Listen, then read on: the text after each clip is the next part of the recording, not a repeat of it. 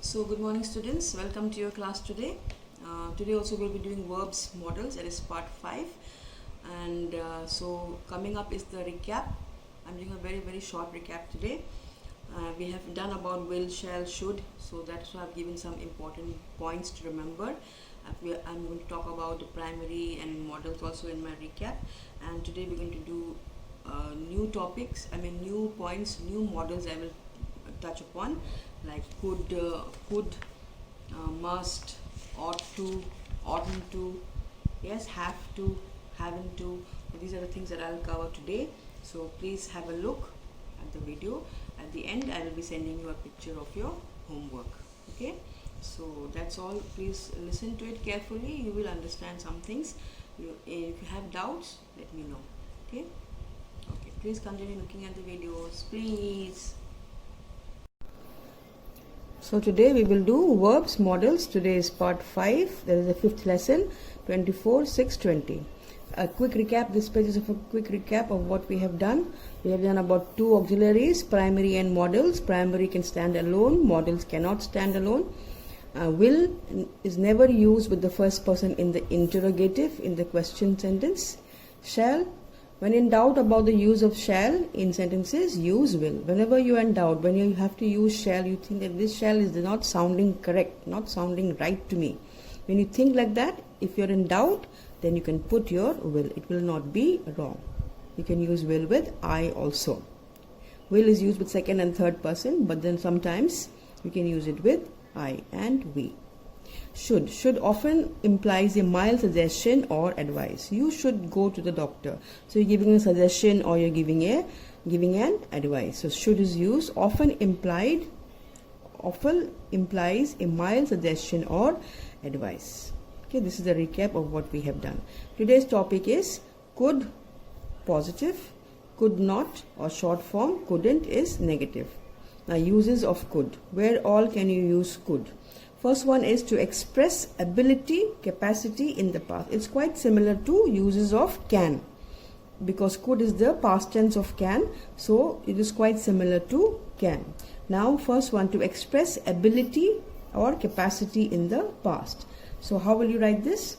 Example, he could swim well at the age of 10. Could in the past, showing something in the past. Okay, so I hope you get that. Don't forget, could is used for sentences in the past. He could swim well at the age of 10. At the age of 10, now he may be 20. So when he was 10, he could swim well. So we're expressing something in the past. Let's move on. Next one is to express a polite request. To express a polite request. It can be, could you pass the salt? Could you pass the salt? Making a request. You can say pass the salt. Now if you say pass the salt, it will be very rude. So if you just add could you pass the salt, then that becomes a very polite way of saying this. It becomes a very polite request. We don't even have to put please. So if you say could you, so it means please. So it is very polite to say could you. Could you please pass the salt? So you can add please also to this sentence. Next one is to express possibility under certain conditions. To express possibility under certain conditions. Conditional sentences, if you remember, the use of if. The use of if. If we had money, we could buy a car. But this is a condition. Certain conditions, laying down conditions with the word if. The moment you see the word condition or conditional sentences, you will have the word if, or you can also have the word whether in sentences. Okay.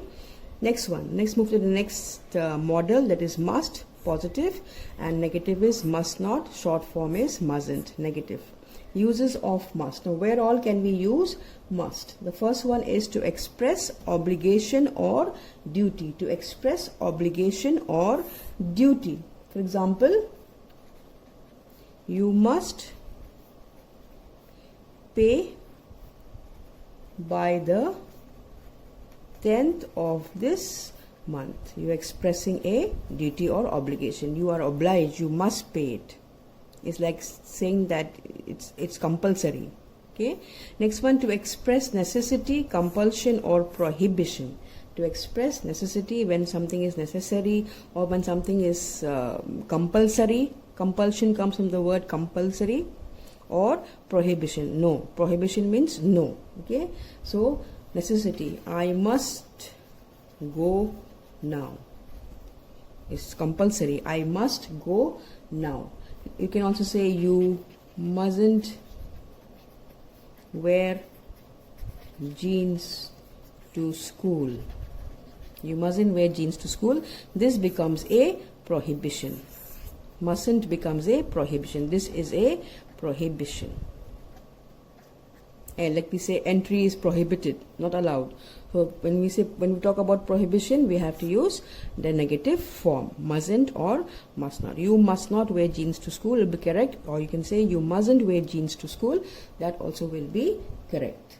Okay, next let us do the next use of must. To express empathic advice or determination. To express empathic advice or determination. For example, you must see the doctor now. You can also say should. You should see the doctor now. But you want to emphasize, you want to give more empathy, you want to really emphasize on this, so then you must use must. If you're just giving advice, then you can also use should. Should will not be wrong. It depends on what you want to say. Yes, determination. When you say must, means determination. You must see the doctor now. If you say should, that means that person who you are talking to may or may not see the doctor. Okay, I hope it is clear. To express assumption, conclusion, inference, certainty, strong probability. All these are big words. You don't have to bother about them so much. Okay. To express assumption, conclusion, inference, certainty, strong probability. It will rain. If I say it will rain, so it's a strong probability. So that here also we can use will. We can also use will. So let us see this now. Example. You have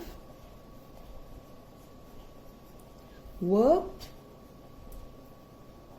a lot. You have worked a lot. You must be tired. Assuming, assumption, assume. Because you have worked hard, you have worked a lot, you must be tired. You must be, you're just assuming. You may not be tired. Who knows whether that person is tired or not.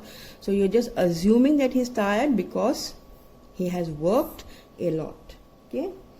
He must have reached there by now. So you have come to the conclusion that he must have reached there by now. He left some time back.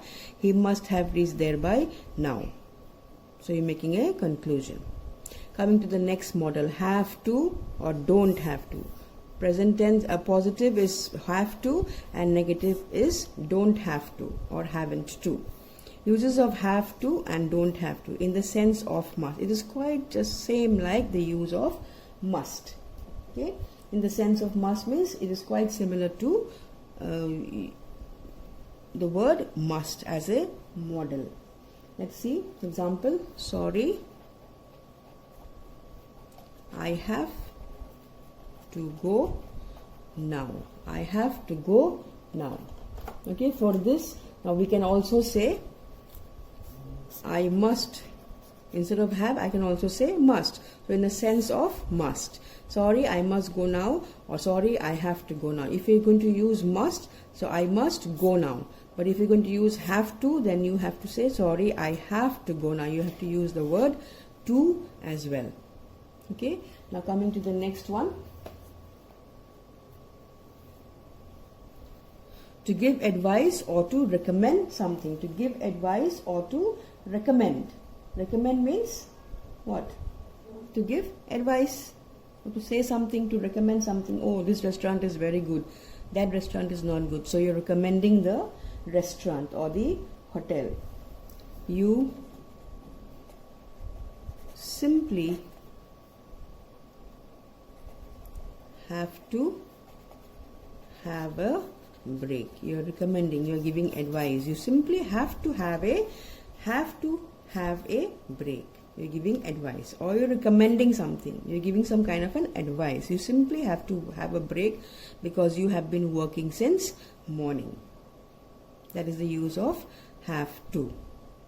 Okay, now let's move on to the next model. Uses of need. Need positive, need not, needn't negative. Need positive, need not or needn't short form is negative. Now uses of need, mainly to show the absence of necessity or compulsion in the negative and interrogative. In the negative and interrogative, to show the absence of necessity means not necessary, not compulsory. Not necessary. Show the absence means it is not necessary or not compulsory. For example, I can say you need not, negative, you need not pay the bill now. You need not pay the bill now. It shows absence of necessity. It is not necessary. Next is, need I speak to him? Need I speak to him? In the interrogative means you need not speak to him. Need I speak to him? No, you don't need to speak to him. So it can be also in the interrogative. When you put your need in front, then it becomes an interrogative. Next is ought to positive, ought not to, oughtn't to negative. Uses of ought to express the subject, obligation or duty. To express the subject, obligation or duty. For example, you ought to attend the class regularly. Similar to what? Similar to should. Similar to should. You can also use should in this sentence. It's correct to use should also in the sentence. Okay. Next one is to give advice. To give advice. You ought to consult a doctor. You ought to consult a doctor, or you oughtn't be rude to the teacher. Oughtn't, again we can use shouldn't. In place of this we can use shouldn't. It will be correct. Yes. So it means like something like giving advice, because should also is something about giving advice. So ought to and oughtn't to is something like should and shouldn't.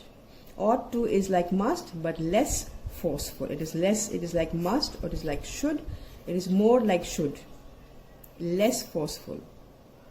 You must eat this food. You ought to eat this food. When you say you ought to eat this food, means you're being very, very mild.